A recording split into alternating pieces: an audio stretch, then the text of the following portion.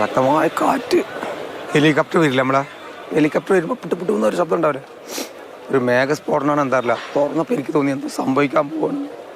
അപ്പോൾ ഞാനും വീടുകൾ എണിക്കടി എണിച്ച് അമ്മോസനും കുട്ടിയും എൻ്റെ താഴെ തൊട്ട് താഴെ ഇവിടുന്ന് ഇത്ര അടുത്ത് അവരെ വിളിച്ച് കേൾക്കണില്ല. താഴ്ന്ന് കുട്ടിയും മണിക്കുട്ടിന്ന് വിളിക്കാം. മണിക്കുട്ടിയെന്ന് വിളിച്ചതായിട്ട് തൊണ്ട പൊട്ടി സൗണ്ട് വരുന്നില്ല.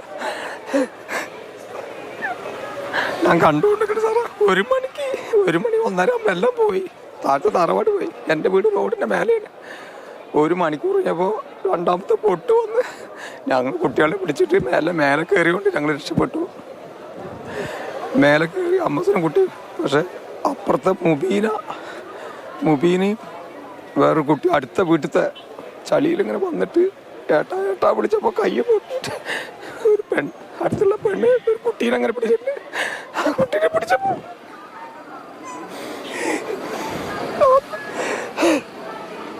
രാത്രി വെളിച്ചല്ല, ഫോണിന്റെ വെളിച്ചത്തിൽ കൂടെ ഞാൻ ആ കുട്ടികളെ രണ്ടാൾ മിംസിലുണ്ട് പറഞ്ഞു സാറേ. ഞാൻ കണ്ടിട്ടില്ല. കണ്ടിട്ട് ഒരു കുട്ടി 2 പെൺകുട്ടികൾ. മുബീന എൻ്റെ അയൽവാസിയാണ്. അവരവിടെ ഹോസ്പിറ്റൽ ഉണ്ട് എന്ന് പറയണേ. എനിക്കറിയില്ല.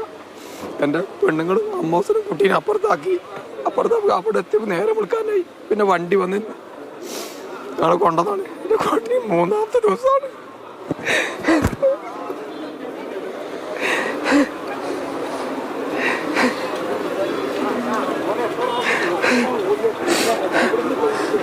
പ്രസിഡന്റ് വീട് ആ വെള്ളർമല സ്കൂളിന്റെ മുകളിൽ സ്കൂളിന്റെ കുറച്ച് 300 മീറ്റർ മേലെ കുട്ടീനെ പോട്ടുണ്ട് സാറേ.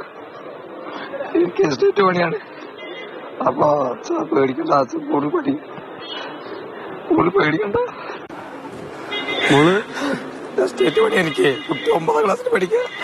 10 വർഷം അച്ഛൻ പണിയെടുത്താൽ മതി. അത് കഴിഞ്ഞാൽ ഞാൻ USA പോകും. അച്ഛൻ 10 ഇയർ വെയിറ്റിംഗ്. പഠിച്ചോണ്ടിരിക്കുകയാണ്. അറിയില്ല. 10 ഇയർ വെയിറ്റിംഗ് അച്ഛാ. 10 വർഷം ഞാൻ USA പോകും. അച്ഛന് പേടിക്കണ്ട. 3 ദിവസമായി കാണാനില്ല.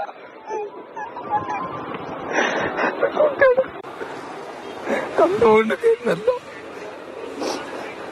എല്ലാം കണ്ടുകൊണ്ടിരിക്കണം സാർ. ഇതൊന്നല്ല. എൻ്റെ പരിസരം ഉണ്ടല്ലോ, എൻ്റെ വീടിൻ്റെ ഈ ചുറ്റുപാട് മാത്രം ഞാൻ ഒരു 100 ആളുടെ പേര് പറഞ്ഞല്ല. 100 ആൾ മിസ് ചെയ്യണം. 100 ആൾ മരിച്ചതാണ്. ചുറ്റുപാട് മാത്രം. പിന്നെ മുണ്ടക്കായി കുടുംബക്കാരും എല്ലാവരും കൂട്ടുകാര്. ഞാൻ നാട്ടിൽ പോകാൻ പറ്റില്ല. മൊത്തം പോയി. എൻ്റെ സമ്പാദ്യ വീടൊക്കെ പോയിക്കോട്ടെ. ഒപ്പം കൂട്ടി ഭക്ഷണം കൊടുത്ത് കഷ്ടപ്പെട്ട് വളർത്തിയ കുട്ടികൾ പോയില്ല സാറേ. കുട്ടിയുണ്ട്, പെണ്ണുങ്ങളുണ്ട്.